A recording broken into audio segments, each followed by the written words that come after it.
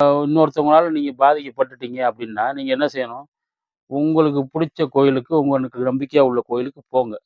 போய் என்னைய இப்போ ஒரு அம்மன் இருக்காங்கன்னா, "அம்மா, தாயே என்னையும் என் குடும்பத்தையும் காப்பாத்துங்க. இந்த மாரி எங்கள தொந்தரவு பண்ணிக்கிட்டே இருக்காங்க. எனக்கு வேற வழி தெரியல.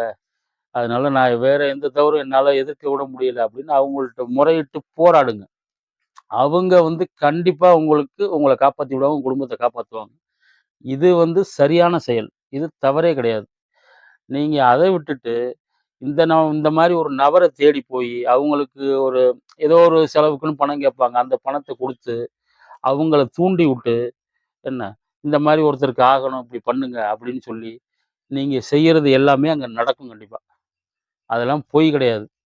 அறிவியல் பூர்வமா நிரூபிக்க முடியாதது தவிர, ஆனா நடந்துகிட்டே இருக்கும்.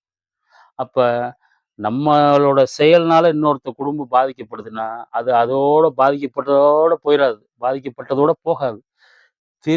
அது திரும்ப வரும், நம்மகிட்டயே வரும். அப்ப அதே செயல நம்ம அனுபவிப்போம். இது தவறு. நம்ம நம்ம செய்றது திருப்பி வர்றது நல்ல விஷயமா மட்டும் தான் இருக்கணும். அதுக்கு நீங்க கோயில்ல போய் சொல்லலாம்.